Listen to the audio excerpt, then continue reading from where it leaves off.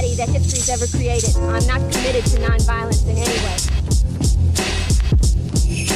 Man or woman who hates communism the most, that is to say, the man or woman who knows the least about communism, is the man or woman who wants to know the least about communism. That is to say, snakes are my enemies. They come to bite me, and I don't even want to know what they look like. We're going to see about stopping, regardless of what these people think we should do. Because school is not important, and work is not important. Nothing's more important than stopping fascism, because fascism will stop us all. Yo. Welcome to the Forest Pod. It's May 13th, 2025. You're here with me, Comrade Villain, and I'm here with him, Comrade Lab. That's right, Comrade Lab. And we're here to get in your ear and talk about some shit. We still don't have a tagline. I mean, power to the people, always. But how would you summarize this in one sentence? Summarize what? Like, with this pod, your 30,000 foot view of global and domestic economic, that's too much. That's a lot. So, still gotta figure that out. So, Gotta workshop that. brainstorm. So what's up, man? Anything going on with you? Yeah, same old, man. Just another day, another dollar. I like that. I feel like we're gonna start every pod by saying the same shit. Ant-Man though, he's looking good. Yeah. We were talking about that at the beginning of last pod, and we seriously might have like a Timberwolves New York Knicks finals, and that's kind of weird.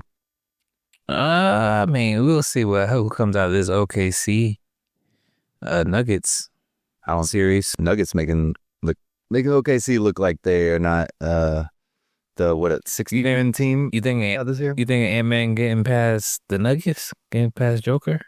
Well, he got past Joker last year, so yeah. And But they didn't have Russell Westbrook though. that might be a advantage for Minnesota, though. Haters. No, I like Russell. But all right, let's get into this because I actually have a lot of fucking shit to talk about. We gonna keep it under an hour? Probably not. We gonna try, I guess. That's always the goal, man, right? Shoot for the moon, you land on the stars.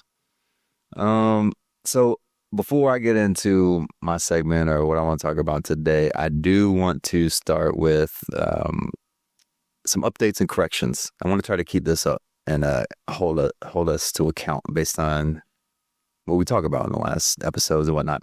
Last episode, I said the trucking industry is like the largest employer in America, and I was not really, I guess what I had read is something that said it's like an industry with one of the largest amounts of employees, because when we said Walmart, Walmart's an actual employer. Trucking is not an employer. So it's kind of comparing two different things.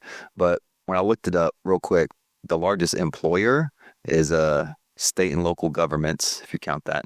That's number one. That's 19 million. Number two, though, U.S. Department of Defense. So, of course, the largest socialist program in the world, the U.S. military. That's like 3 million. And then number three is Walmart. So that's the largest private sector employer. And that's only 1.6 million. I thought it would be more than that. It's a lot. I guess that is just U.S. workers too. But then as far as industries go, number one is state and local governments. Again, number two, public schools. Number three, hospitals. And number four is trucking. But it's 8.4 million, so it's more than Walmart.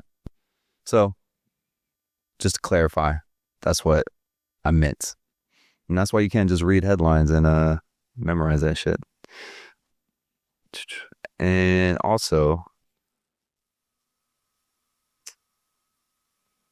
some updates. So, Empty Shelf Watch. I was talking about the tariffs last episode, talking about how, the shipping, containers are it's becoming less and less of them going through the ports. And actually, I saw an article today about that. Pull it up real quick. Zero ships from China, and 2 major West Coast ports. Specifically, not a single cargo vessel has left China with goods for either San Pedro Bay or the port of LA. So following up on that, I just wanted to give some numbers that I could find. But before going into those numbers, empty shelves, I couldn't find one single news article about empty shelves. So that hasn't happened yet, as far as I can find. And it might not happen. And it's possible. Because, I mean, we have a pause on the tariffs now. Yeah. I'm going to talk about that in a little bit, too.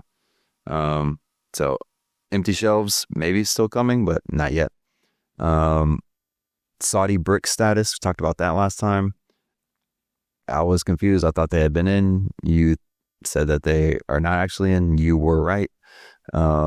Whatever that source was, I couldn't find the actual source. So what I'm seeing is they're still deliberating. And, you know, Trump just went over there today Right. to MBS. Yeah, I saw that. And, you know, maybe not maybe, definitely the talk of joining BRICS is some leverage for them. So at the same time, they are also making deals with China. So it is kind of feels like they're, what did you call it in the last? I think I said they were hedging a bit, but yeah, I mean, the more or less. Like non-aligned, what do you call it? Oh, yeah. I don't know if I was referring to Saudi Arabia. No, you're talking about India.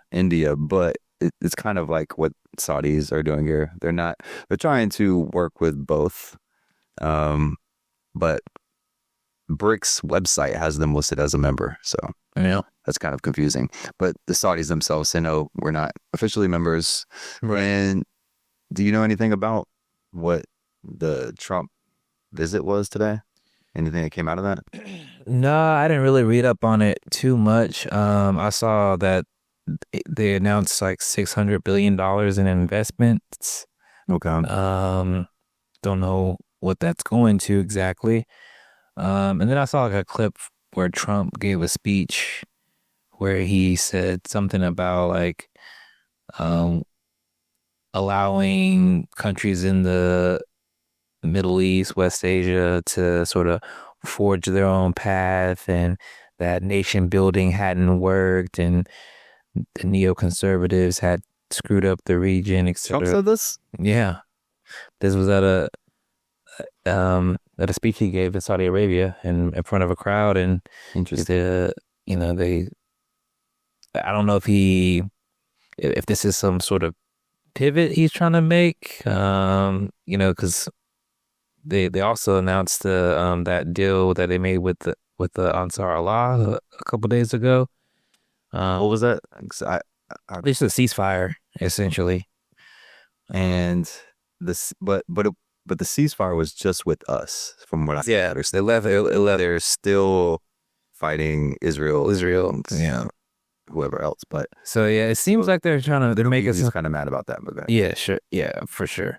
Yeah, I don't know. Rhetorically, it seems like they're trying to make some sort of pivot here. I don't know. I mean, you never know with Trump and this administration. They're kind of all over the place. I did see that part of the mission or the goal and what they think, at least from our propaganda arm coming out of the meetings, is Saudi strengthening their ties with Israel. And that kind of makes sense. Enemy of my enemy. Israel's number one enemy is Iran. That's also the Saudis' number one enemy. But I read that part of an agreement to do that, to normalize relations with Israel, would require Israel to create a state for Palestine, Right. which is off the table in Israel's eyes. So I'm assuming this meeting was really about that. And that's why OpenAI and all these other business people were there. They try to be like, what else can we give you besides Palestine? Because that's not going to happen. Possibly. But we still need you. So that's interesting. But Saudi right now, not in BRICS. And last little update, and this is actually going to go into my segment, tariff update, import, exports, what's going on with that. I try to look up statistics week by week to see how it's increasing or decreasing, and there's no like official numbers. The most reliable ones are from the Census Bureau, but they don't come out. We won't have the April numbers for that until June. So until then, we're kind of like speculating. And there are some speculations, and they come from industry reports.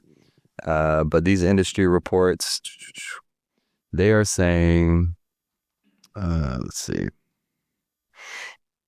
30 to 40% reduction of global shipping container traffic between China and the U.S. That was in April. So almost half is cut off, which again has led to apparently this article from CNN yesterday saying that there were 0 in the port for LA, which I'm imagining is the main port because, you know, China and LA. So that's pretty crazy. It's almost like half. 45% drop in mid-April of import bookings. So that's just, I guess, scheduled. So in the future, it's going to be less. So 30 to 40% now, 45% scheduled for the future. And again, they had this 90-day truce today. What do you know about that? Anything? No, not a lot other than, you know, they rolled back the tariffs. The U.S. and China. Right. Yeah, I just know they rolled back the tariffs largely back to pre-Liberation Day. I keep forgetting it was called Liberation Day. That's so fucked up. Yeah, so it's just a 90-day suspension. But it's still 30%. And is that what it was before he added the 10%, or that's after? I think that's what it was before. I mean, you mean before Liberation Day? Well, was Liberation the original just 10%? And then I thought he added like extra for China because he did extra based on your trade deficit. Right. And then he upped it even more for China. Because, yeah, it was like 125% at first, I think, or something like that. Yeah, I think it was less than that. And then China, when they did reciprocals, yeah. Yeah. So regardless, this 90-day suspension doesn't get us anywhere. At the best case scenario, right back to where we started. So, right. And China doesn't seem like they're going to change their behavior, which was the whole point of this, right? More or less. I mean, the ostensible point is to get manufacturing back here, but that's definitely one of the things that he says because it's part of, you know, the tariff policy, the nation building policy. But it's also like the main thing that he keeps harping on, is what I really want to get into, is this U.S.-China trade deficit. And he sees trade deficits like we're being ripped off. Like, I don't know. Do you think that, I'm assuming we have trade surpluses with more countries than Norway, but I know Norway is one of them. Does that mean we're ripping off Norway? Like that? Well, yeah. I mean, yeah. According to Trump's definition, yeah. Yeah. So I tried to dig into this a little bit more, and like, if anything, I remember him talking about this before. He seems like this is something he really is into and he's logically consistent on. And he is quoted, let me see here. He said, it's been 8 weeks since the U.S. kicked off. Oh, wait, no, that's not it. That's not it. You know, it'd be nice if we had a live fact checker. Dude, that's what we need, the producer. Yeah. Okay, here it is. And this is coming from a Wall Street Journal article from 2019. And it's titled Tracing Trump's Aggressive Tariff Strategy Back to the 1980s. He apparently, This fucking guy. He took out ads in the New York Times. You remember how he took out ads about the Central Park Five or whatever? Yeah. He also did it specifically about our trade deficit. And in 1987, the ads, one of the ads said, Japan and other nations have been taking advantage of the United States for years. We need to tax these wealthy nations, not America, end our huge deficits, reduce our taxes. Of course, let's not let our country be laughed at anymore. In another Wall Street Journal interview, he said, I just hate to see our country being taken advantage of. I would see cars, pour in from Japan by the millions. And then this is what I thought was interesting. In the interview, Mr. Trump called Japan interchangeable with China, interchangeable with other countries. It's all the same thing. So that was just in the 80s. Yeah. In the 90s, he had another Wall Street Journal. This one was an op-ed. If President Trump, he's talking about himself here, third person. This is his quote. If President Trump does the negotiating, watch our trade deficit dwindle. In 2010, during his campaign rally in Indiana, in 2016, during his campaign rally in Indiana, he said, China is raping the U.S. with their trade policies. It's the greatest theft in the history of the world.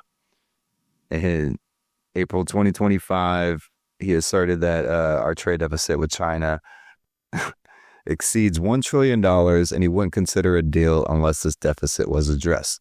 So this dude has consistently been about trade deficits. And going back to this Wall Street Journal article, it mentions Steve Bannon, and when Steve Bannon first met Trump, and I think these quotes are also very interesting. This is Steve Bannon, right-wing political, Svengali, Machiavelli type person, super white nationalist, piece of shit asshole. I think he also, didn't he start Breitbart? Or earlier? Breitbart, which is a alt-right magazine before they figured out to call it alt-right. It was one of the first ones. So just a terrible propagandist poisoning America.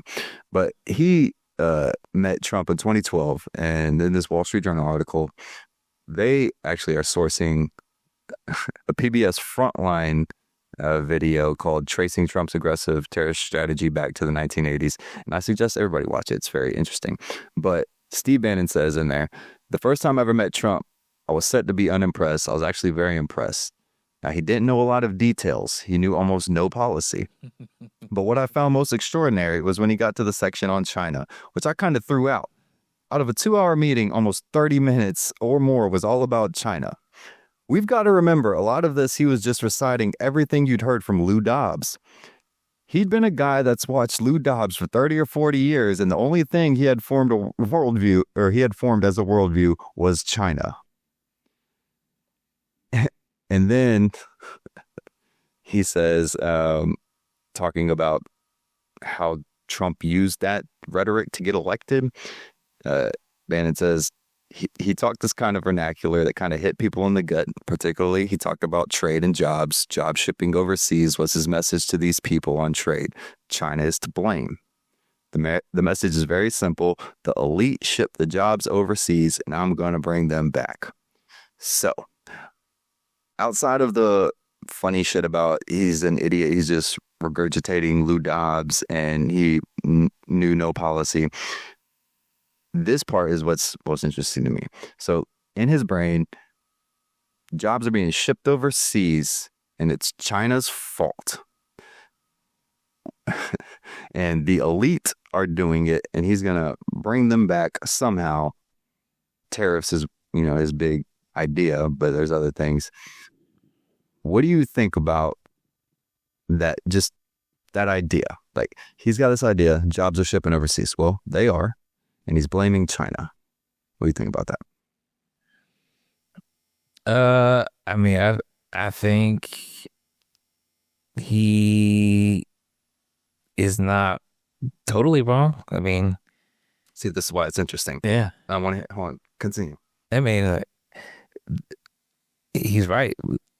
we ship those jobs over. We being the ruling class of this country, they move those jobs. The elite move those jobs overseas. And China's to blame.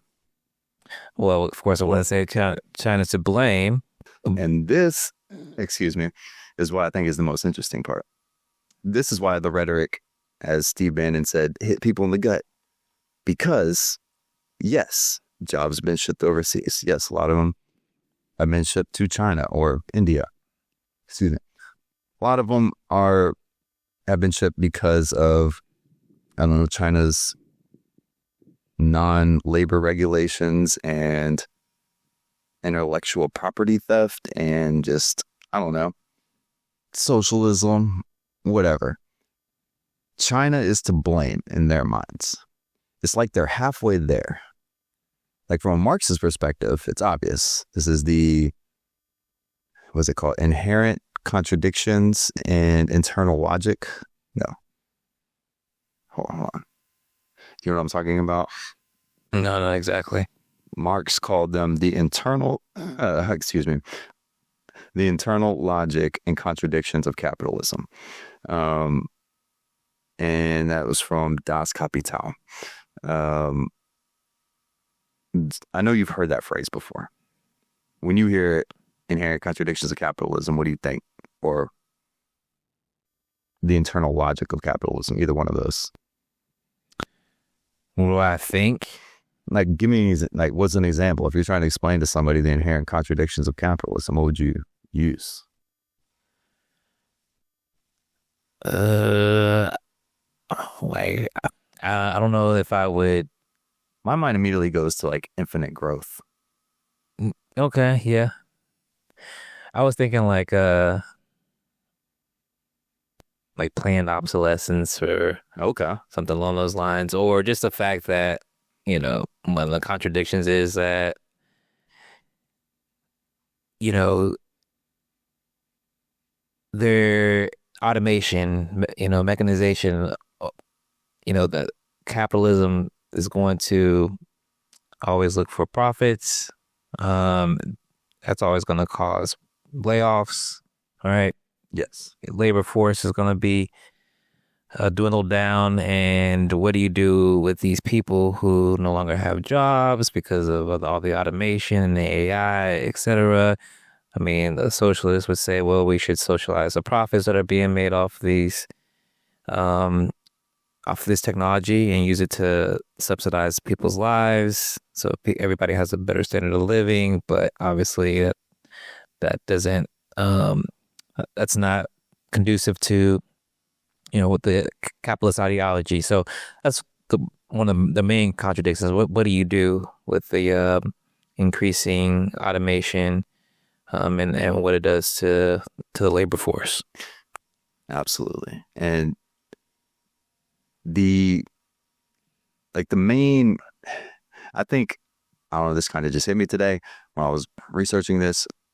When you think, what is the inherent contradiction that they're talking about? I think the best way to think about it is capitalism is sold as a system that is stable and free. And the inherent contradiction is that it's destabilizing. It's the opposite of that. It's internal logic. I'm going to go here to these references from Das Kapital, Karl Marx. Profit motive drives all production. Capitalism invests in production not to meet needs, but to generate surplus value. It's exactly what you were just talking about. Right. That's when it comes to, and this is actually one of the inherent contradictions of capitalism, Marx cites, falling rate of profit. The tendency for the rate of profit to fall. Yeah, so that's like, well, the principle. When tech automation cuts labor, cuts the source of value, reducing profitability. Right. So despite, I don't know, record output, retailers struggle with profit margins because of wage stagnation and price competition. Overproduction producing more than can be sold causes economic crashes. We're supposed to be a demand-driven economy, or ideally that's what you would be. But this is supply side America. Like that old that comic about supply side Jesus. That's essentially I love supply side Jesus. supply side Jesus. That's one of the inherent contradictions of capitalism. Capitalism has our, I don't know, titans of industry, I think is what they're called, producing more than can be sold. Leads to crashes like 2008 housing crash. That was propped up by all the financial, trickery that they were doing to make money off of it. But what it did is produce too much shit than people needed. There was way more supply. But somehow we still have homeless people because we're not good at organizing and distributing shit. But yeah, just some of the other ones, some of the other inherent contradictions of capitalism, polarization of wealth, wealth inequality, rich get richer, alienation of labor, workers lack control over what they produce or how they live. So, you feel like you're a cog in a machine. You're not really getting any value out of your work. You wake up, go to work, get tired, come home, don't really want to do anything, don't really associate with your neighbors. Sometimes you go to work, you're in a cubicle. All of these things are alienating you from society and just making you, again, like a tool or a cog or a machine that just produces mostly value for someone else. They give you just a very little bit. So that's one of my, I don't know, key critiques of capitalism. And I need to think about that when people talk about inherent contradictions of capitalism. Because again, it's supposed to be something that makes you free. You have all these choices. You're so happy. Socialism is everyone wears the same clothes like Star Trek. That's alienating. Not really. It's the opposite. They have a community. That's why it's called communism. Capitalism, very individualistic, very alienating. And then there's others, but the contradiction between socialized labor and private ownership, we produce things together, like as a society, the workers in the factory, the workers, logistics workers, whatever, but the profits are privately owned. Even like the way our government operates, it socializes losses and privatizes gains. Another inherent contradiction of capitalism. So it's just interesting. This is like an example of Trump almost getting it right. And like, that's why whenever it's kind of confusing when the circles overlap, like some of the protectionist stuff, I'm definitely for. Some of the non-interventionist stuff, isolationist stuff, rolling back our presence in the world, I'm for. But his reason for doing it is not anywhere close to mine. And it's still trying to support a system, capitalism, that is the root cause of all these problems. He's just doing it in a fascist way, which is the death throes of capitalist society as it, fades out. Yeah, I mean they're doing it just to be. Well, my opinion is they're doing it in order to try to save or prolong this capitalist empire, The Western hegemony, as long as they can. Absolutely, and they realize on some level that America can't continue to be have such large deficits, trade deficits, while also trying to finance its empire. right?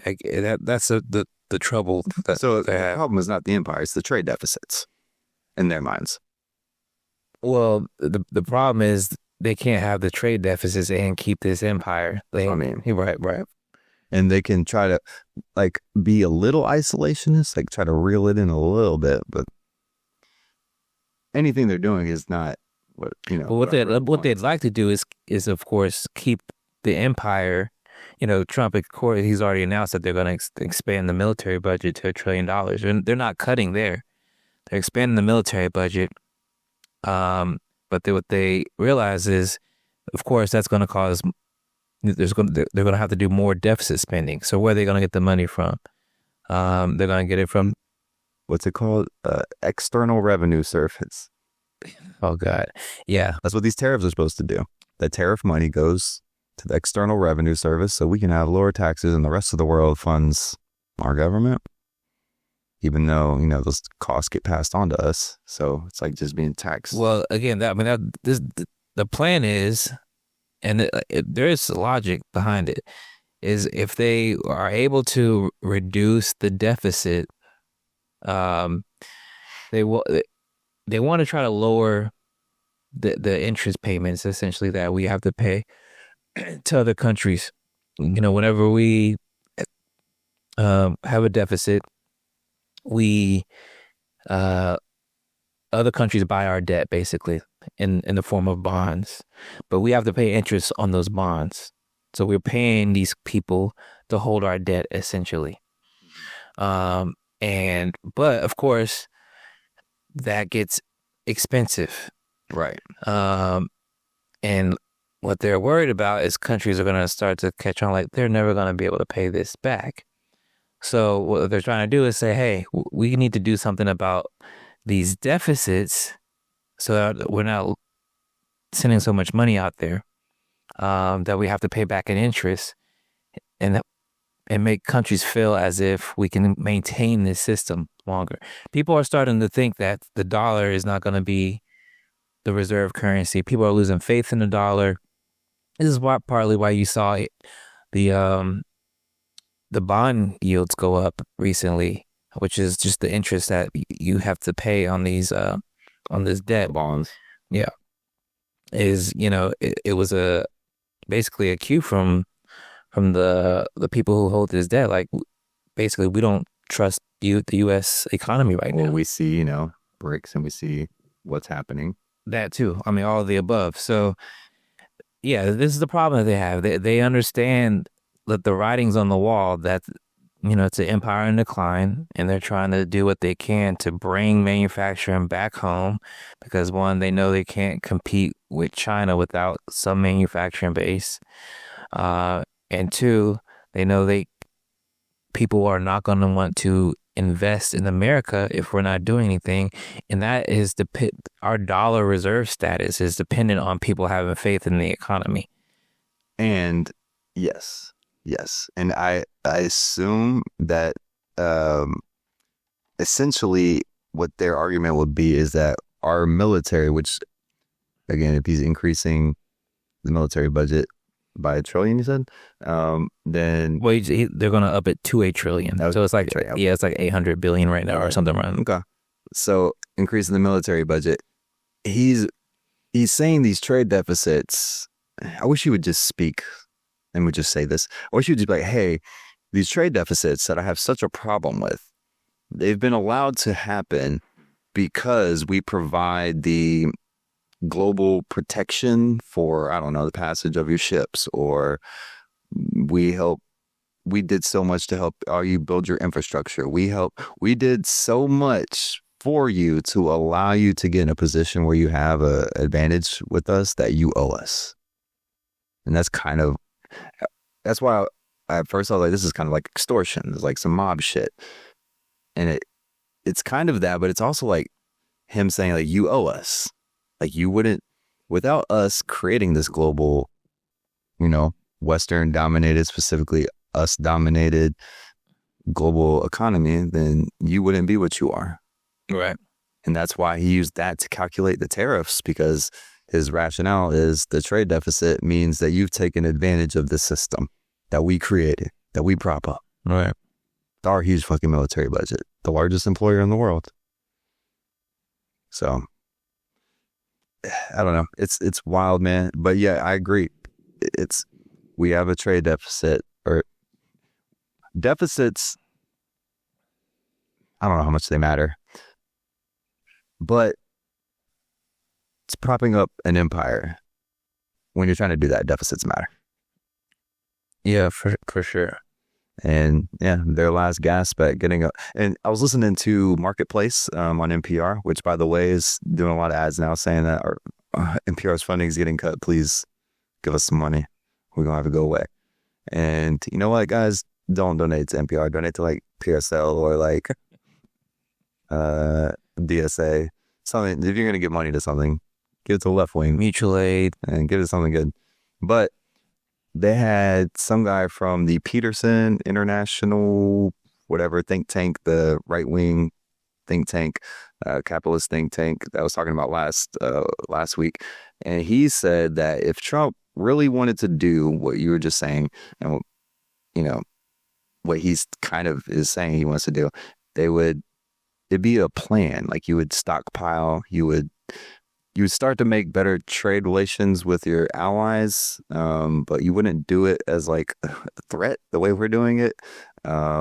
You would, I don't know, it's a process. There's like three or four steps you could start to do, and he's not doing any of them. Instead, he's doing this thing that he's been talking about since the 80s, which is just blanket tariffs. And actually, I did read today that part of this deal is that within 90 days, whenever they reach this second deal with China, it's going to be a lot more targeted. It's going to be industry or, I don't know, I don't say company. It's going to be more specified, Right. which is how it's supposed to be if you're trying to do some shit like this. So it's, I don't know. Dude, he just wants to do stuff. Again, it's like the Elon Musk shit or the Google motto, move fast, break stuff. Like, just by doing it, maybe he's like, now that we've done this, it'll be easier to get the targeted tariffs. I don't know if he's thinking that far ahead or he's just like, let's just do some shit. Yeah, I don't think he's put that much thought into it. Like, you're like, hey man, this is how you're supposed to do it. He's like, okay. Yeah, I think it's something more along those lines. Well, that's great. But yeah, I just thought it was a good way to highlight, some of the inherent contradictions of capitalism, pointed out, playing out in real time. Anything else about this pause agreement? U.S. China agreed to a 90-day suspension of the tariffs imposed since April. So the U.S. tariffs on Chinese goods dropped from 145 to 30. China cut theirs from 125 to 10. So I don't know if that's, I guess, yeah, April, that's whenever Liberation Day was. So Yeah. that's pre those tariffs. So we were already had that. So we were literally back to where we started, except a lot less ships, containers in the port. So, and a lot of instability. And probably people panic buying and hoarding, and we're not sure if they need to or how much they need to. More destabilization, more uncertainty. So I don't think, and again, China hasn't said that they're going to change any of their behavior, which was the whole point of this. Which, nope. By the way, the behavior is what? The stealing intellectual property? No, the behavior is their overcapacity is what the language which came out of the Biden administration. Basically, they're too productive. That's their. Excuse me? That's what they're guilty of, is being too productive, making too many things. Huh. Yeah, they call it like dumping. Sometimes they refer to like the solar panels, like, Well, like flooding the market? yeah, essentially, yeah. And that they're cheating because they're using subsidies and state intervention. So interesting, isn't it? That's cheating. And they act like socialists or communists don't have any kind of like coherent ideology. What the fuck? Yeah, man, they're all over the place. I mean, at first, they tried to attribute China's success to capitalism, remember? Oh yeah, that's why they're successful. All right, but now they're saying, well, oh no, they're so successful now because No, they were cheating the whole they were cheating. So which one is it? Can't have it both ways, guys. It's capitalism when I want capitalism to look bad. It's cheating when I want China to look bad. I don't think you understand. It's like an election overseas. When our guy wins, it was free and fair. When our guy loses, it wasn't. Right. Of course. It's like Schrodinger's election, Schrodinger's tariffs. So, yeah, I don't know, man. You have any, I don't have any other, I mean, I have a lot of fucking data here. I'm not going to go through it, but it's from what I'm saying, we're still waiting for, the impacts, but everybody is saying they're coming, even the right-wing economists.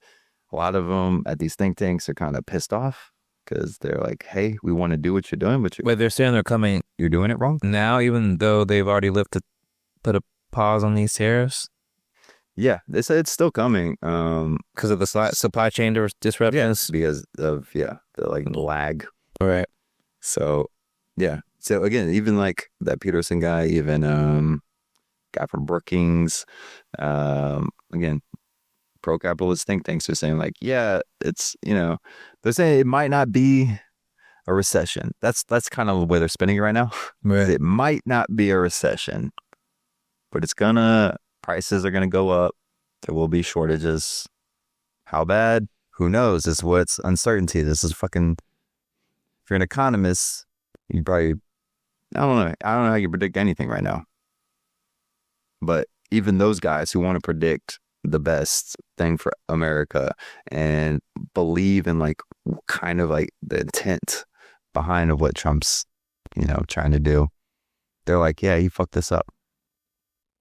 And again, I think that's kind of like Bannon's position. And this is probably the split between the Bannon wing and the Elon wing. The Elon wing is let's just do shit. And the Bannon wing is like, let's do it right. Right, in quotes. Do it white. So, yeah. All right, man. Let's take a quick break and see what you are talking about in your next segment. Bet. Before we move on to our next segment here, we do actually have our first sponsor today. So I'm gonna go ahead and read this ad real quick. Do you need energy, but not all at once? Try Incrementalist Energy Drink, the only caffeinated beverage that delivers its effects over the course of 30 years. Each can contains a micro dose of motivation, a slow trickle of boldness, and just a hint of wait your turn. Incrementalist uses patented gradual release technology, meaning you'll start to feel something eventually, maybe, possibly, by 2040. Perfect for a Democrat who wants change, but not too fast. Climate crisis, racial injustice, healthcare. Let's study it first. Then we'll commission a report. Then maybe, just maybe, we'll form a bipartisan committee to review the study that recommends forming a task force. Incrementalist. For those who believe slow and steady losses every time, but looks really respectful doing it. Available wherever dreams go to die. Thank you for that sponsor, for that ad. Incrementalist, definitely gonna give me some of that. And we back to the forest. So, all right, man, enough bullshit numbers, economics. Give me something interesting. No, we're going more economics. Fuck. All right. Take another drink. Go ahead. All right. We're going to talk about Haiti. Can I guess? You said economics. Is it going to be It's not reparations? No, it's not. I mean, To France? there's a little economics in there. Okay. Everything's got a little economics in it, don't it? Yeah. I mean, everything is resources and how they get distributed. Cash rules. Everything run. All right, go ahead. So I don't know if people have heard, but Haiti has recently had a lot of violence, what they're calling gang violence. So let's see, Haiti has been in a deepening crisis. More than normal. Yeah, recent gang violence. What they're calling gang violence. With no elected national leaders, gang-controlled streets, and a population gripped by violence, displacement, and despair. Since 2021, the assassination of President Jovenel Moïse, foreign interventions have failed to bring stability. Over 5,600 people were killed by gang violence in 2024 alone, and thousands more have been displaced this year. In Port-au-Prince, armed gangs have launched a coordinated assault to seize control of the Haitian capital, triggering mass protests on May 4th, demanding an end to the violence, political transition, and urgent security reforms. Just 2 days earlier, on May 2nd, the U.S. State Department designated 2 Haitian gangs. I'm not sure how to pronounce this. I think it's French. Vivre Ensemble and Grand Grief as foreign terrorist organizations. So this was just a couple weeks ago. Vivenzon. Who declared this? The State Department, U.S. State Department, Okay. declared them You got some Haitian terrorist organizations? foreign terror. This is essentially what they want to do to like the cartels. I mean, MS-13. Yeah. Everyone? No? Yeah. Yeah. Specifically designated global terrorists. Vive Ensemble, a powerful gang coalition formed in late 2023, and Green Grief, which controls parts of the Artabanite region, have been blamed for paralyzing the country through attacks on police infrastructure and civilians. The FTO label, rooted in U.S. counterterrorism law, carries heavy legal and political weight, enabling sanctions, deportations, and criminal penalties for support. So that's why they want to classify them as a terrorist organization. Yes, yeah, for sure. Gives them more options. Yeah, so obviously it means they can intervene more. Yeah, and militarily. Right. Especially like we said with the cartels at the southern border. Because right now, military is not supposed to do that. I mean, we have National Guard, but like we want to be able to go in and like take out cartel leaders and do like strikes in Mexico. And, Right. you know, that shit ain't gonna fly unless you're killing some terrorists. That's the only way America says you can do whatever you want. Exactly. Once you get that terrorist designation, you know, basically all bets are off. So anyway, as you guys know, guys and girls, you know, I like to. These are all recent developments. Like I said, this was just May 2nd that the United States designated these groups as terrorist organizations. But you know, Because of the uptick in violence. yes, and the instability and all that. So, as some may know, there's been a history of U.S. interventions in Haiti. So, of course, I want to give that historical context and explain I don't really know about that. how we got. What's that? I don't really know about us intervening in Haiti.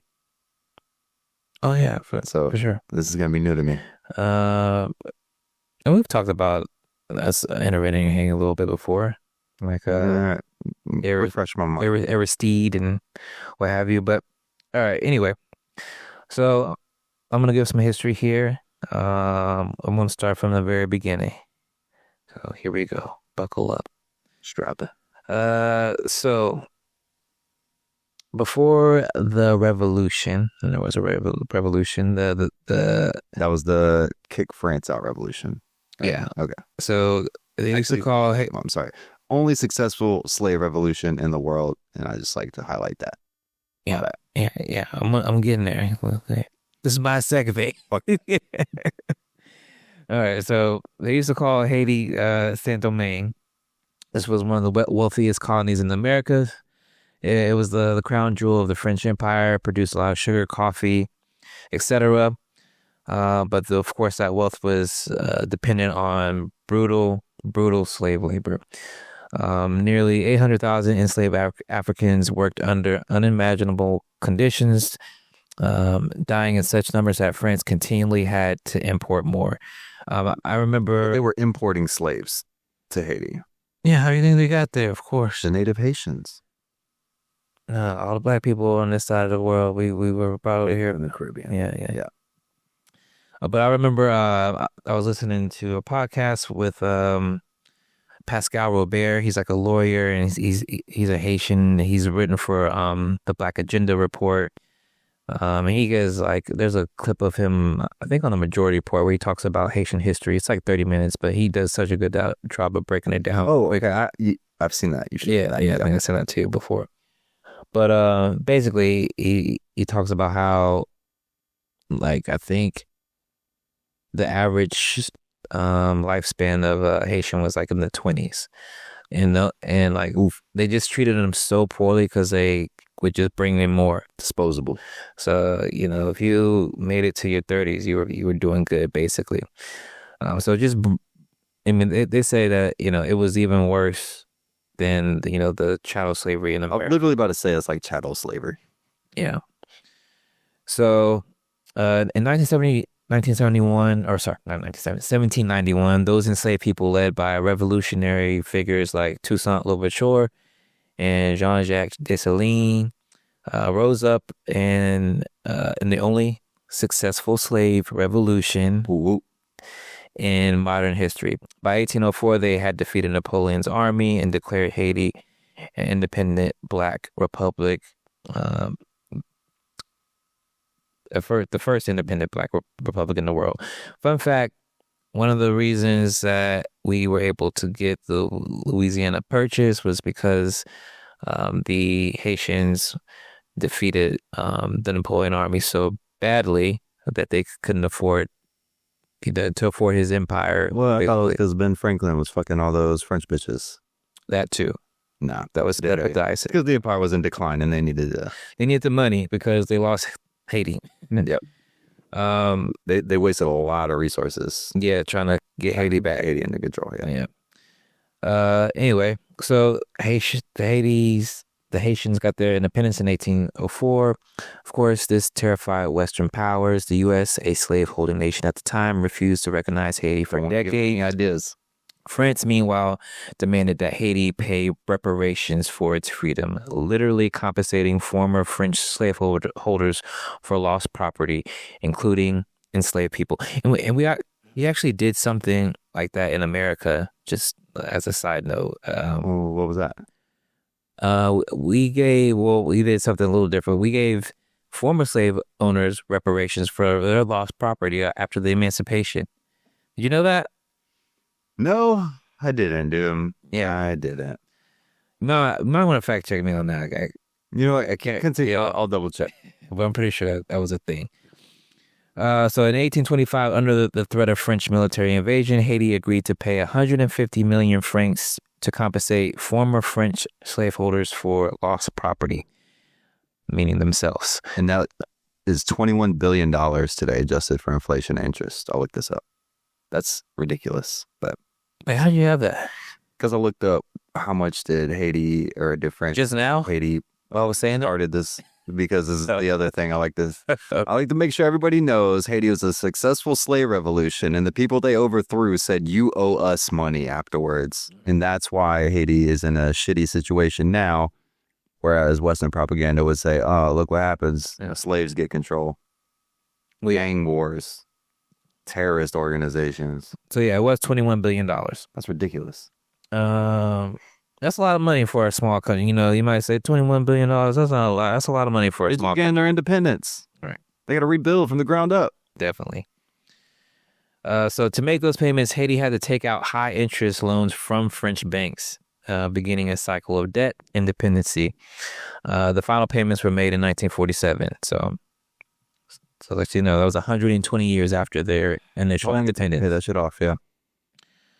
So moving on, then in 1915, the U.S. invaded and occupied Haiti, seizing its national bank and treasury. The U.S. Marines imposed forced labor, rewrote the Constitution to allow foreign and land ownership, and installed puppet presidents loyal to Washington. The occupation lasted from 1934 until 1934 and laid the foundation for elite domination, poverty, and militarization. When did you say that started? 1915 through 19... So like 15, 34. 20 years, we occupied Haiti? Yep. I didn't know that. The Marines. Specifically the U.S. Marines. And they did what? They made slavery legal again? No, Is that what you said? no. They took their land and confiscated their gold Mm-hmm. and rewrote the Constitution To? allow for foreign land ownership. Oh, okay. Yeah. I thought you said forced labor. My Yeah. bad. So yeah, that was us. So that was when we first Oh, shit. directly Actually, intervened. my bad. Fucking the, what's the island? It's a Pacific island. It's American Samoa. Mhm. They said they don't want to become an American state like Hawaii did, because right now you have to be an American Samoan to own land in American Samoa. So I'm assuming Haiti was like, you have to be a Haitian to own land in Haiti. And we just rolled up and said, nah, we're going to rewrite that constitution so foreigners can own land, like you said. Yeah. So I don't know. That's just an interesting parallel. Fucking America. Yeah, man. It's funny how we pretend our Constitution was handed to us by Jesus himself, but like anybody else's Constitution, it's like, well, I wish we Oh, read you that. did it wrong. Yeah, we'll help you out of that. What we need.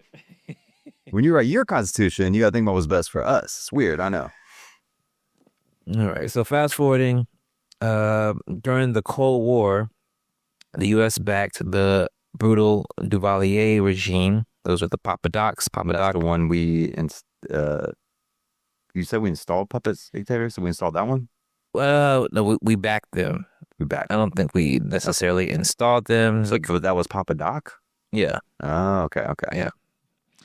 Of the Duvaliers, and under the banner of anti-communism. So yeah, he was anti-communist, Gotcha. which of course was important during the Cold War. Also, keep in mind this was around the time that Cuba had also had their revolution, and Right. I think it was 1959. Castro. So we definitely wanted somebody who would not go the way Cuba went. So that's part of the reason we threw our support behind the Duvaliers. The Duvaliers unleashed death squads like the Tauntaun Tauntauns, I've heard of them. Makuts that murdered over 30,000 people. U.S. aid flowed freely.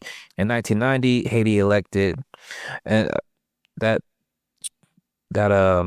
dictatorship roughly, lasted for about 30 years, mind you. Damn. Very unpopular, killed a lot of people, a lot of leftists, a lot of I remember that. I just keep thinking about that quote, especially as you mentioned Cuba, Fred Hampton talking about, we don't know what's going to happen with Fidel and Castro in Cuba. We have to wait. right. Papa Doc, he had a successful revolution, but he fucked up and became the oppressor. Mm-hmm. So like both of these things are happening around the same time. Yep. Yeah. Yeah. And I think like at the time, whenever Papa Doc was coming into power, he presented himself like as a black nationalist. That's another thing Fred Hampton said. You can put a white piece of paper in front of Papa Doc. Right. Exactly. Yeah, that's right. I forgot about that. Yeah. Yeah. I mean, I should mention that historically there had been a ruling class in Haiti that's like what they would call mulatto. We don't really say that word here because it's kind of viewed as a derogatory term. But like light skinned or fair skinned people who had a higher class status after the initial revolution. There was a lot of Lebanese people. Really? Yeah, migrated to Haiti? Haiti as well, Middle Eastern, West Asian people. So there's like an oligarchic class of like people from other countries, mulattoes, people, fairer skinned people who,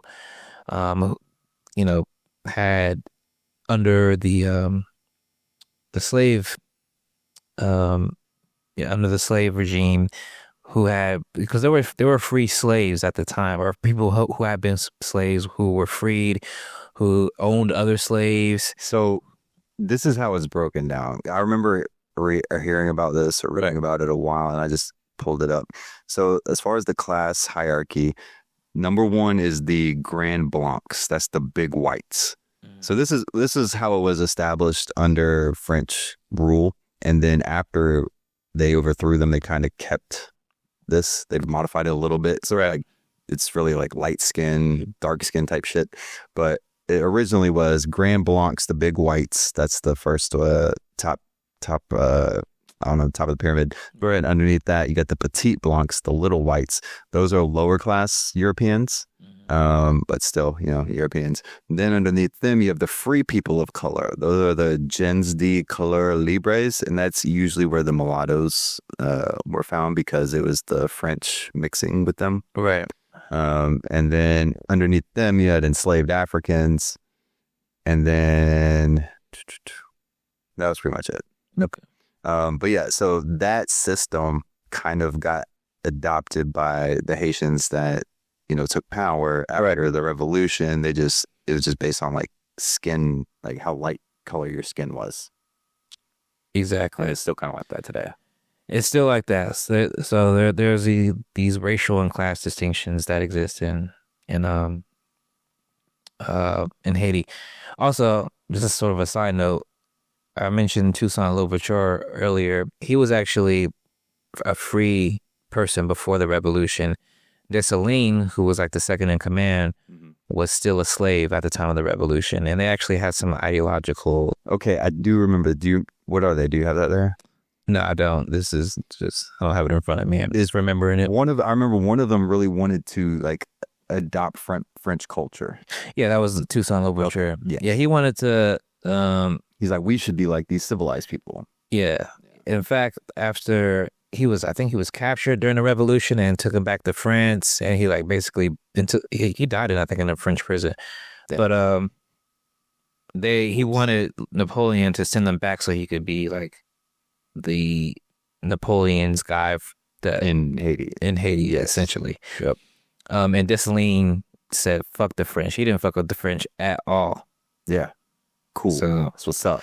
because again, Dessalines was still a slave at the time of the revolution. Toussaint Louverture had been free for years prior to the revolution, and I think he owned property and everything too, as well. So it was a bit of a class distinction there, if you will. Yep. So that was sort of a digression, but the reason I mention that is because Papa Doc coming into power was basically seen sort of as a revival, a little bit of like black nationalism because of, you know, this hierarchy where fair skinned and people from other countries had been at sort of at the top of the pyramid Caste system. Yeah. The word I was looking for. Yeah, that's what like India had. Yep. So Papa Doc rather being in power was viewed as like sort of like a progressive step just because he was a black. Because that was the bottom of the system. Exactly. You would think he's rocking with the lower class people, but when it's tied to race like that. Yeah, it's kind of like when we elected Obama. No. That's exactly what it's like. Fucking middle class white people. So anyway, so he comes into power. Kind of lost my spot. Okay. Fast forward. So he was in power for about 30 years. Brutal dictator, killed a lot of people. In 1990, Haiti elected Jean-Bertrand Aristide, a former priest rather, and liberation theologian who spoke for the poor. I like liberation theologians. But within months, he was overthrown in a CIA-backed coup. Shit. Should have saw that coming. Yeah. He later returned to power in 2004, but he was ousted again. This time in a U.S., Canadian, and French-backed operation. Hell yeah. Aristide says he was kidnapped by U.S. Marines, the Marines again, and flown out by the country against his will. So yeah, he was actually, I think, flew to the Central African Republic. And like, Jeffrey Sachs, I think I've showed you clips of him before. He was a development economist. I think he's a professor at Columbia. But he tells a story about how he was talking to Aristide on the phone or whatever before he was overthrown. And Aristide was telling Jeffrey Sachs, because I think Jeffrey Sachs was giving him some, economic advice, acting as an advisor in some capacity or what have you. And Aristide was telling Jeffrey Sachs, like, I think they're going to, like, overthrow me. And Jeffrey Sachs like, no, they're not going to overthrow you. I know people in the government and blah, blah, blah. And just a few weeks later, he gets overthrown. Damn. And so Jeffrey Sachs says, tells the story. At least he's out there telling the story now. Yeah, he tells a story about how he was a naive at the time, that he thought that, the U.S. government had the capacity to do good in situations like this. And he thought, since he had some, I guess, insider knowledge and connections, that, he thought the system could work on behalf of Aristide. He was wrong. He was overthrown. This was during the Bush administration. Basically, 2004. Yeah, 2004. And basically, they threatened his life. they said, if you don't leave, we're gonna let these armed gangs that we armed basically kill you, more or less. These rebels, quote unquote. They put them on a plane and flew them to Africa. Let's see. After 2004, Haiti was placed under UN occupation. The MINUSTA, the UN peacekeeping mission, was responsible for massacres in neighborhoods like Cite Soleil. I'm not sure how to pronounce that. They brought a deadly cholera outbreak that killed over 10,000 people and faced widespread allegations of sexual abuse and exploitation. So this is after Aristide was ousted. There was a lot of instability. UN peacekeeping came in, but apparently there was a lot of abuse by the peacekeeping mission. The violence wasn't just military, it was economics. Here's the economic part, JD, or Here we go. comrade. Bleep that out. In the 1990s, the U.S. and the IMF pressured Haiti, slashed tariffs, and opened its markets. Bill Clinton later admitted to forcing Haiti to accept U.S. subsidized rice, which wiped out local agriculture and made Haiti dependent on imports. Hospitals, I think schools. those probably related to that. Go ahead. Well, actually, I think you'll have to fact check me on this. But I think Bill Clinton's either brother or brother-in-law was like a rice farmer in Arkansas. Oh shit. Okay. Yeah, some connections, or maybe it was just maybe Arkansas just had a lot of rice farms or something to that effect. Okay. But anyway, that was the connection. That he allowed this cheap, subsidized U.S. rice to be flooded into Haiti, and that destroyed their rice industry. And Haiti was basically food sovereign, I'm pretty sure. That was the tariffs, man. There were some tariffs against Clinton. Well, I mean, they did. That was the problem, No. They forced them to drop their tariffs. Yeah, actually, I'm seeing here that I guess after supporting the Haitian military coup to kick Aristide out in 94, they restored him or allowed him, like you just said, to go back in as long as he adopts neoliberal economic reforms, Right. which you just gave a specific example of. Right. Yeah. So that was, again, he gets elected, and then we support a military coup to kick him out until he agrees to do some kind of rice deal with us. Absolutely. And do you see anything about the rice? Oh, if the About Clinton specifically, yeah. not yet. He pressured because Haiti had tariffs of 50% on imported rice, and Clinton got them to drop it, or forced them to drop it down to 3%. It was, and he framed it as an effort to help Haiti by providing cheaper food. I don't see anything specific. Where was that rice from? The IMF and the World Bank and the free market shit. But yeah, hold on. I'm gonna do a little bit more. I'm gonna keep going. All right. So after the 2010 earthquake, over $13 billion in aid was pledged, but less than 1% of it went to the Haitian government. Most of it was funneled through NGOs and foreign contractors. The Red Cross raised $500 million and built only 6 homes. That is How much? How much, man? $500 million. 6 homes. Who wants to bet they're like little tiny homes too? Yeah, Haitians called it the Republic of NGOs. Oof. That's really crazy. That Did you mention USAID or? no, Okay. But wouldn't be surprised if they were involved.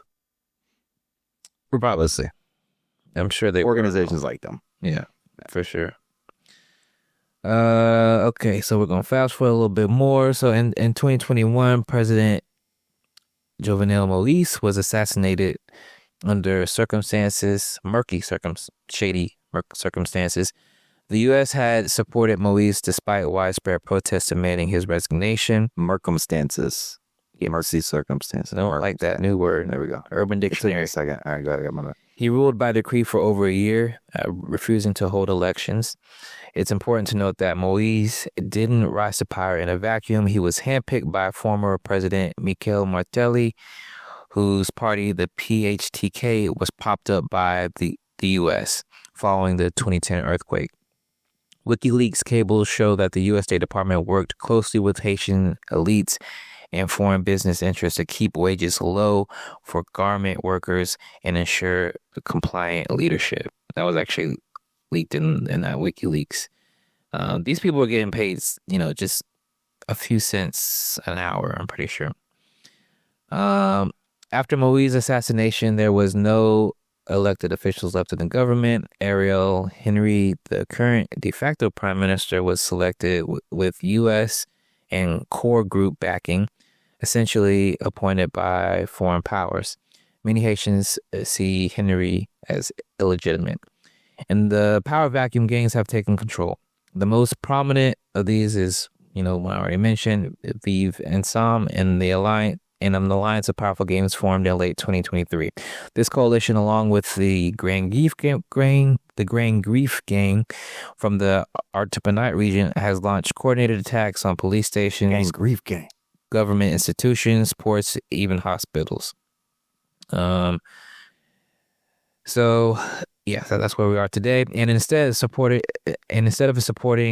democratic Haitian-led solutions, Washington has doubled down on militarization. In late 2023, the U.S. helped orchestrate a controversial plan to deploy 100 Kenyan officers to Haiti under the unauthorized multinational security support mission, framed as a way to restore order and move faced immediate backlash. The move faced immediate backlash. So yeah, this was recently, or I think, when did I say 2023? Mm-hmm. So I remember seeing this in the news. This is something, and also it's not in this article or in this paragraph that I have, but part of that peacekeeping mission, I believe, was also backed by Brazil as well. Unfortunately, when during Lula's first term. And I don't know if Lula, ultimately it was his decision, but I'm sure the United States put a lot of pressure on Lula to provide forces. And this is something that the United States does is, they use proxies like Kenya or Brazil, or whoever. Do dirty work. Yeah, essentially. It's a way to sort of, remove yourself from the situation a bit. Step removed from. Yeah. So it doesn't look like we're directly involved, and to kind of shield yourself some of that. That's right. Criticism. Sometimes whenever we talk about like CIA-backed coups and our influence in the world, it's a lot of times it's not as direct as the Marines showing up and taking over. A lot of times it's what you're explaining right now. Exactly. So anyway, this was very unpopular in Haiti. The Kenyan people protested against the Kenyan president. There was a lot of protests there. Obviously, that's understandable because Kenya's got a lot of problems, and they're spending money to send, people across the ocean to another country to do shit for us. Yeah, exactly. Citizens and lawmakers in Nairobi questioned why their government would send police abroad while facing unrest at home. Kenyan courts even issued an injunction blocking the deployment, but the President Ruto government ignored the ruling and proceeded anyway. Sounds familiar. Right. Under pressure from the U.S. government, which pledged over $300 million to support the mission. Okay, so we did give them some money. When did you say this was again? 2023. So even though, Democrats want to act like this is our Republican thing, they did the same thing. They supported it in this situation. Absolutely. Let's see. Fast forward a little bit, and so the U.S. says it's concerned about Haiti's violence, but both Trump and Biden administrations have deported tens of thousands of Haitian refugees. Under Trump, asylum eating our dogs. Under Trump, asylum was nearly impossible. Under Biden, deportations accelerated, people fleeing gang violence and were shackled and sent back to war zones. I don't know if you remember that one photo that went viral of the border agents on horseback, like rounding up people at the border. No. Oh man, that went super viral. On the Mexican border? Yeah. Like lassoing them? Like, I don't know if it like cattle, kind of, I guess. Yeah, I don't think there was a last. Oh yeah, but there might as well have been, really. I mean, come on. But yeah, it was all over the internet for a while, just because like Cowboy. the shock. I mean, it looked like an image you would see like 100 years ago or something. You know what I mean? Yeah. So yeah, Or at least in another country, as Americans would say. That doesn't happen here. right. Yeah. So yeah, obviously both Trump and Biden administrations have handled this situation terribly and continue to treat even Haitians here awful. Let's see. And recently, this was April 21st, at the UN, China's deputy ambassador Geng Shuang called out the U.S. for its role in Haiti's crisis. While the U.S. claims to support Haiti, Geng pointed out that Washington has cut foreign aid, extended tariffs on Haitian goods, and continued deporting Haitian immigrants, all at a time when Haiti is on the brink of collapse. He highlighted that for over a century, the U.S. has meddled in Haiti's politics, from military occupations to backing puppet governments. He also criticized the U.S. for being a key supplier of weapons to the gangs terrorizing Haiti, with gangs now wielding AR-15s and AK-47s, outgunning Haiti's own police. Geng also slammed the U.S. for underfunding the multinational security support mission and trying to pass the financial burden on to the UN. Meanwhile, the situation on the ground is dire. In just 2 months, over 1,000 deaths and 60,000 people have been displaced by gang violence as the government teeters on collapse. China urged the U.S. to stop imposing its interest on Haiti and support Haitian-led solutions instead. They concluded that being too close to the U.S. has often meant disaster for Haiti and not progress. So that's pretty much where we're at today. And that kind of illustrates what you have told me, past year or two, that as American colonialism is receding and China is stepping in to like fill the vacuum in these places, they're not really stepping in with the same type of colonialist mindset where they're doing what's best for China and Haiti. They're like, let's do what's best for Haiti and Haiti. Haiti, has been manipulated by the U.S. to do what's best for the U.S. and Haiti. Instead of, but it's being sold as the U.S. is trying to help them out. They're saying they're going to help you out and do what's best for you, Haiti. You're doing what's best for the U.S. China's like, how about we just fucking do what's best for you guys? Absolutely. Structure type shit. Yeah, deport them to an active war zone if they claim asylum. Right. Say they're eating all your cats. Right. Yeah, all this, we're deporting Haitians who are fleeing instability that we have caused. And did these Haitians originally come from Britain and now they're being genocided for their land? Now you beat me to it. I was just about to go there. Then maybe we would step in. Right. So we're importing South Africans who have nothing to do with this country on the other side of the world, and we're deporting people who are just a few hundred miles from our coast, who we have directly inflicted violence on, instability on. We've Not popped even up like some dictators, like sent our troops. right? Yeah. So that just shows you the just the racism. What's the difference, though? I mean, I can't put my finger on it. One is black. That's the difference. Black people, and the others are white South Africans. This is the thing, guys. This is obviously the message, because nobody was talking about fucking South African, or except maybe, I don't know. I'm sure maybe it's in the right wing fucking sphere, because I know they had that big thing about Rhodesia. You know about Rhodesia? Zimbabwe.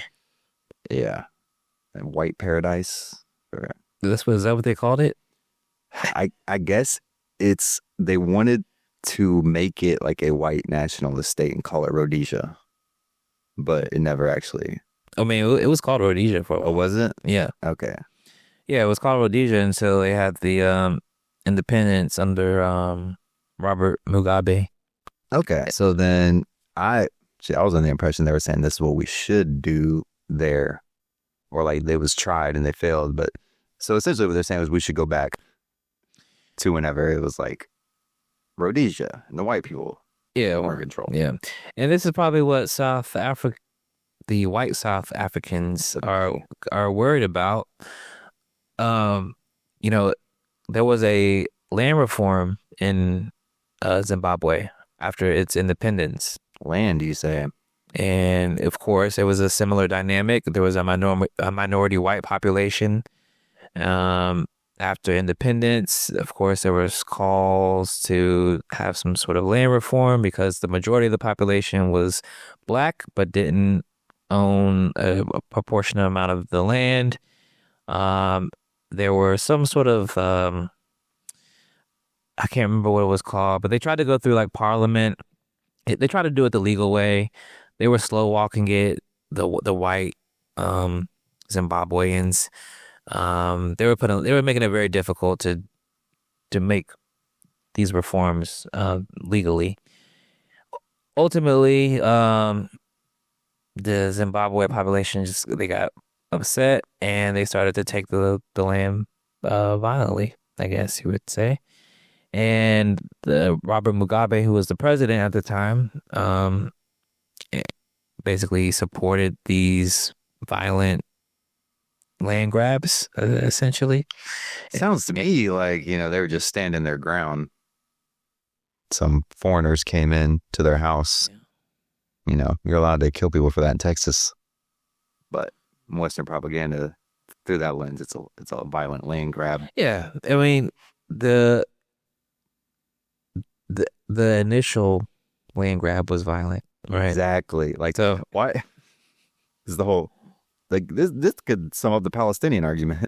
Like, I mean, look, we should be honest. There was violence. They were taking these white people's land, but it was land that they were taking back after having lost it for decades since when they first colonized this part of Africa and called it Rhodesia in the early late 1800s.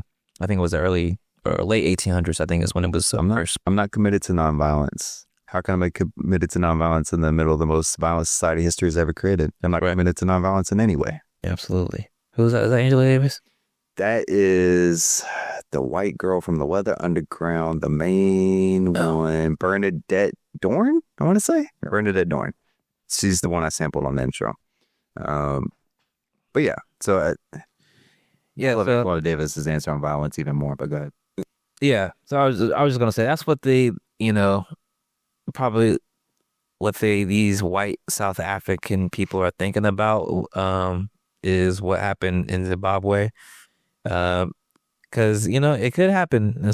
If you guys don't want to, God willing, if you guys don't want to find a sort of a legal way to do it that works for more people, where in a country that you colonize, where you're the minority, you don't want to give up some of this land for the betterment of the society, then you know what? It should be taken from you.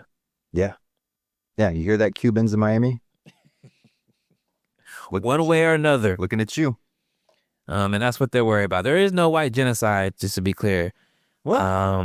And also I should mention, we put sanctions on Zimbabwe after they took their land back, essentially.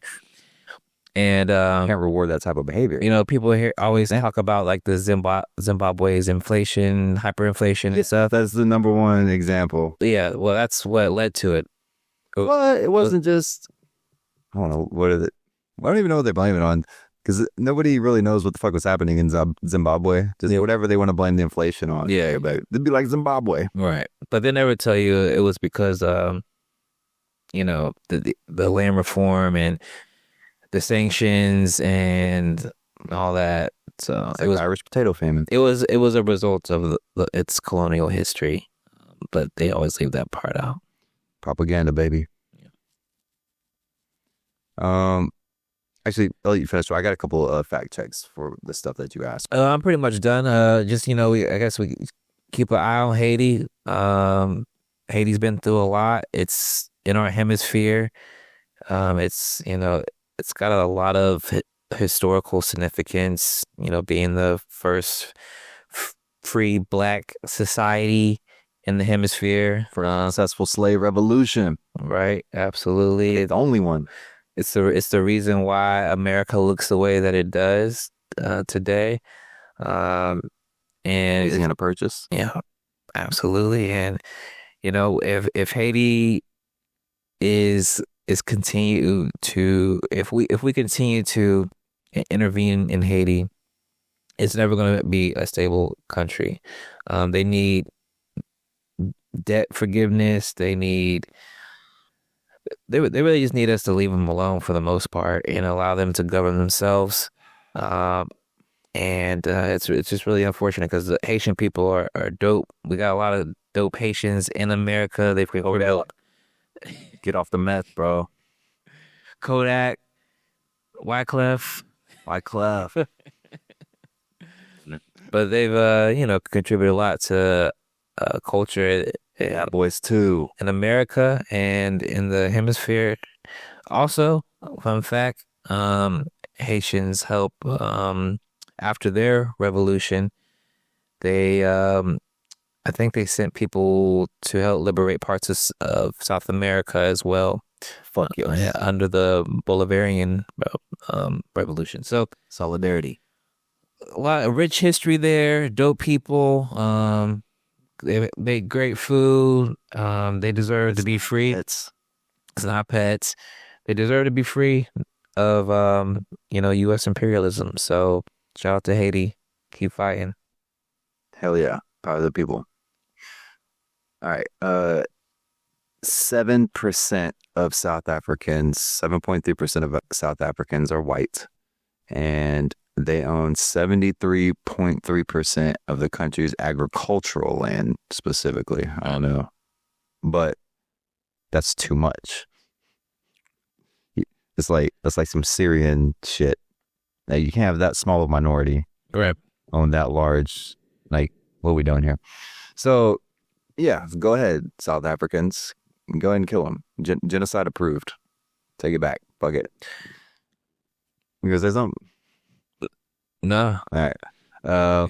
Second fact check. Bill Clinton. This is the statement that he made during a U.S. Senate Foreign Relations Committee testimony, March 10th, 2010. Speaking of the Haiti deal with the rice. Yeah, I know you apologized. You said it was a mistake. Yes. So I couldn't find anything specifically tied to him, like person to person. Right. Arkansas was back then and is right now like the highest rice producer. Okay, I'm sure that's just a coincidence. And this was the quote. It may have been good for some of my farmers in Arkansas. Okay, there you go. But it has not worked. It was a mistake. Yeah. And he's supposed to be a good guy because he said that. Yeah. So. All right. So it wasn't. I think I said it might have been a brother or brother-in-law. I guess it wasn't. I think what I was. Who knows? I didn't go dig that deep. Yeah. I think what I was thinking about was somebody. It might have been Hillary Clinton's brother or brother-in-law. Oh, the real estate thing where the guy. Somebody got some deals. No, somebody got some deals during the after the earthquake in Haiti. Oh. Somebody made some money there. Gotcha. I can't remember who it was. The Clintons were all in that shit though. That Clinton foundation. I hate the Clintons, man. They're evil Folks, man. just not Alex Jones' description of evil. Somehow worse though. They don't smell like sulfur. Fucking. But all right. The last thing I was gonna say is, oh yeah, I fact checked the reparations thing. Are slave owners reparations? Were white slave owners in America given reparations post-Civil War? Some cases, yes. Examples: Washington, D.C., Compensated Emancipation Act. The federal government paid slaveholders in D.C. up to $300 per freed person as compensation when slavery was abolished there. That's the only instance in U.S. history the federal government paid reparations to slaveholders. But it was about $1 million back then. I don't have the adjusted shit. It seems like a lot. Freed people themselves were not compensated. And then some Southern landowners expected compensation but were denied. The opposite happened to formerly enslaved people. They received no reparations and in many cases were re-enslaved through systems like sharecropping and black codes, aka Jim Crow. So, yeah. So whenever people talk about reparations, maybe don't just brush it off like so quick as it's just outrageous. Because, historically, we've already done it. And we didn't really do it to the right people. So, yeah, that's all the fact checks, I think, right? Yeah, you have anything else? No, that's it. All right, let's take one quick break real quick. Quick break real quick. And then I'll come back, do some headlines, and be done. All right. A quick commercial break.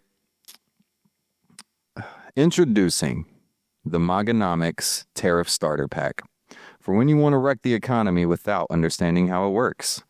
This powerful kit includes a red hat with zero supply chain awareness, a lifetime supply of economic nationalism, and a customized spreadsheet that says, "We're winning," but doesn't do math.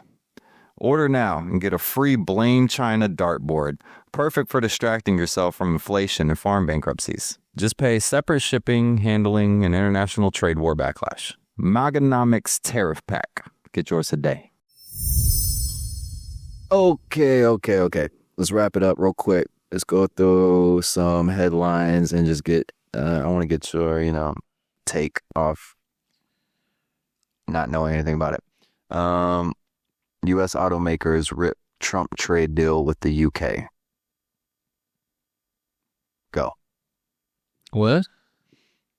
U.S. automakers, so I'm assuming auto workers unions, they obliterated, they shredded the Trump trade deal with the UK.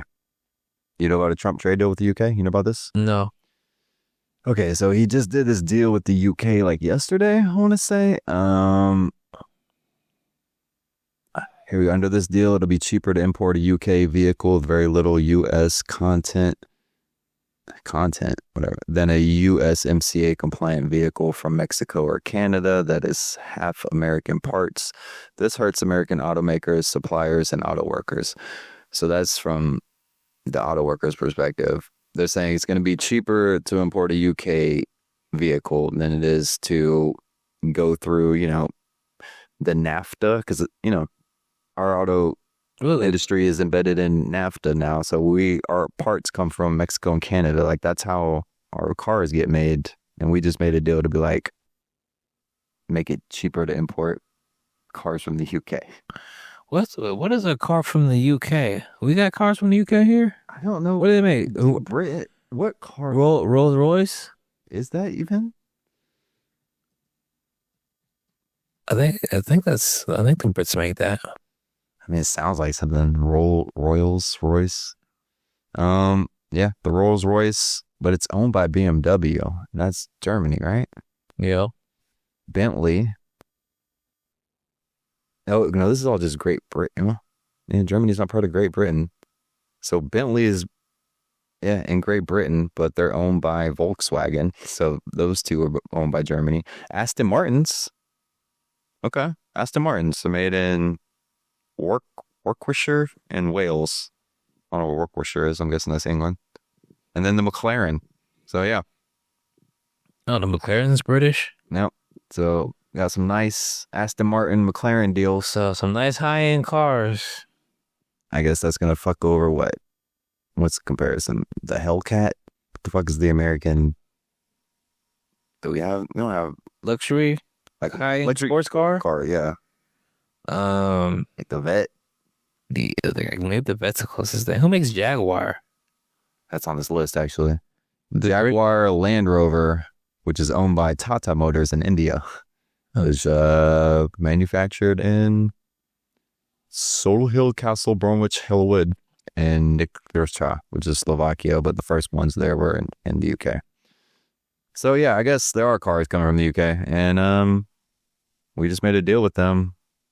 I guess just to say we made a deal. Yes. I mean, that's what that other economist was saying, is that you try to make deals with your allies first. That's what that one guy said. As far as trying to prop up a failing empire, you're going to lean hardest on your allies first, try to get as much as you can out of them. Mm-hmm. But, I mean, Canada, Mexico are right there. They're also allies. I guess UK got in first. Interesting. Next headline. China says it will stand by ironclad friend Pakistan. Sounds right. Yeah. They had a ceasefire, though, Pakistan and India. I thought it got violated. Oh, did it? Maybe it did. I didn't think So, some town in, where the fuck is this? Some town in America, I'm gonna go look at it, has their water supply turned pink because some chemical company or some chemical explosion leaked into their water supply. So now their whole water is undrinkable. It's like a Flint situation. You know, people are saying like it's just what happens when you deregulate and yada yada yada, and that's probably has something to do with it, but that sucks. Senate Majority Leader Chuck Schumer placing a hold on all political appointments at the Department of Justice until Pam Bondi, our AG, provides answers over Qatar's $400 million luxury plane gift. You heard about that, right? Yeah, I saw that. So Qatar is giving Donald Trump a $400 million plane to ride on instead of Air Force One. Huh. I mean, some of the things I was reading about that, people were saying, of course, it's going to be bugged. That's like the number one thing. Like whenever foreign countries give these people gifts, they're usually bugged. So if he does use it, that means we are going to take it apart to look for the bugs, put it back together. Like that's a huge waste of fucking money. He already has Air Force One. And how is this not? Remember the first Trump administration, whenever, like, I don't know, first month or two, I think he had Kellyanne Conway go out there and like pitch one of his products. Yeah, what did they say? It was like the violation of is it the Hatch Act? The Hatch Act. Yep, I can remember the name of it. And this is like that times a million. Like, what the fuck? It's crazy how like that one happened. And then he just hit the people with the cycle of bullshit and they just couldn't keep up and everyone forgot. And because everyone forgot and there was no punishment, now I guess bribes are legal. So, Qatar, man. Yeah, man. Shout out to Qatar. Maybe that's why he's making deals with Hamas now. Excuse me? You saw like Hamas release the one of their prisoners. I did see that. Oh, that was part of these Saudi talks, I think. Yeah, but I think Qatar's been like a major mediator as well. Well, because Qatar and Saudi are like tight, right? I don't know if they're tight. They're not. I always assume they were. Okay. Yeah, I mean, I'm sure they're fine. They're not like fucking, I don't know. Yeah, they're not like, Saudi Arabia and Jordan or Saudi Arabia and Iran or. I don't think Saudi Arabia has any problems with Jordan. They don't? I thought Jordan was on Iran's side. Nah, Jordan is like a client state of the. I mean, all the Gulf states are like client states of Iran. So, yeah, exactly. That's why we have problems with. Yeah, that's the problem. All right, exactly. But again, it's still cool that Saudi Arabia is like part of our normalizing relations with Israel deal requires Palestinian statehood. Yeah. So even the client states are like, yo, get the fuck out of here, or at least let them have a state. Yeah, I mean, they have to do that for their own legitimacy. I mean, it's, of course, genocide is very unpopular in the region, no matter what country you're in. And even in South Africa, I don't know if you heard. Yeah. And even if you're a dictator or a monarch or whatever, I mean, I think people have this idea that just because these are monarchies or dictatorships, that there's no like political pressure in their country, or that they don't have to care about public opinion or whatever. Yes. That is not true. I mean, first of all, they in some ways they might have to be more concerned about it because they're depending on these institutions to to repress people. I mean, it's already not a great situation. It's already a fragile situation in many cases because they don't even have the facade of a democracy like we do in America, right? Their people sort of understand what their position is. So at the very least, I mean, you have to be seen as doing some things that are, in the interest of the public, and supporting a genocide is definitely not in the interest of the public. So Yeah, just again, the Arabic population in general over there is like, yo, it's kind of fucked up yeah, that all these, I really don't want to say Jewish people, all these Zionists yeah, came over here and created this country. But anyways, also related to that, I was looking up, because I was talking about this with Van earlier. He was curious. He's like, what is it like for like the regular Saudi person, or what is the goal of the Saudi government? Because he was just thinking about these trade deals with Trump or these negotiations. So I looked it up, and it's essentially the things that I guess I told him I thought this is what it would be. It is what it is. The number one domestic goal of the Saudis and the royal family and their government is diversification of the economy, of course. That's the first thing I thought of because, too much reliance on the oil. But the second one is authoritarian modernization, which goes to what you were just talking about. They want to maintain absolute power while liberalizing social norms selectively. So essentially, like, they ease restrictions on women, letting them drive, go out to public events, yada, yada. They've been promoting pop concerts and cinemas and sports to appeal to the youth. And at the same time, they're still suppressing dissent. But they're trying to, they're maintaining their society from the top down. And another thing I wanted to mention is I've seen this before. Saudi Arabians don't pay taxes. And some of them want to pay taxes because then they feel like they'll have a say in the government. The way things are now, they have no say. But the reason, I don't know, we don't see a lot of...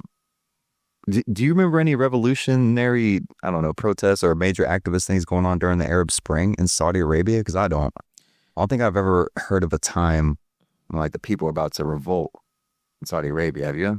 no, I mean, I remember briefly where they were talking about, you just mentioned the women drivers thing. Yeah, that's the closest thing. Yeah, that was like a little bit of a movement. I think women were like driving when they weren't supposed to be. But I feel like their lives are so comfortable. Like, their welfare net must be amazing. Because something else I saw here, the number 3 thing they're trying to do is fix their youth unemployment and demographic instability. About 70% of the population is under 35 and their youth employment is high. So I don't think there's like ghettos in Saudi Arabia. Because look, man, the world economy is built on one resource, and it's oil, and the most of it is in one place, and they happen to be there. So now they have so much money, they're building islands and buying golf leagues, and that's the diversification. They're trying to do other shit, but like, the people, I'm assuming, are living pretty comfortably. So if you just give them a little bit of these social things like pop concerts and a little bit of the West stuff, like, right, man, I feel like it's pretty easy for them to keep that shit under control. But Palestine might be one thing that could get the people to turn on them. That's why it's off the table. Yeah, I mean, certainly they tried to normalize relations. This was the Abraham Accords. Before the genocide, this was during the first Trump administration. Okay. Where Trump made a deal with I think it was like Saudi Arabia and Morocco and Bahrain, and then maybe a couple other countries I can't remember. But this was basically to normalize relations with Israel. But after October 7th, all that kind of fell apart. So Saudis had already agreed to normalize. I think they had agreed to some sort of normalization. I don't know all the details. I mean, yeah. Well, so it's possible part of that was like moving towards a Palestinian state. Well, no, I thought you were gonna. Cause I think You're saying that's the hang up what's that? with normalizing the relations is that Well, now it is. I don't think it wasn't necessarily the hang up before. So that they were trying to sort of go around the Palestinian question, right? They were trying to just ignore it. right, but after October 7th, so I think what it was is maybe they were moving towards normalization, or maybe they were in the process, or maybe we'll have to look at Slowly, the details of that. We'll put a pin on it, but certainly after October 7th, that kind of fell apart, and now it's Saudi Arabia has stated, explicitly that any sort of normalization with Israel is dependent on its recognition of a Palestinian state. So, to be continued, I guess. which is in line. I guess it would be in line with what you expect.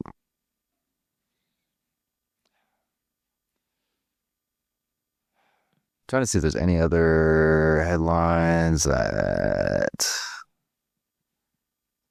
are important. I mean, I'm sure there's a shitload, but I don't want to go too deep. You see that Cassie asked that guy to pee in her mouth and Diddy didn't, and they couldn't do it? No, I did not.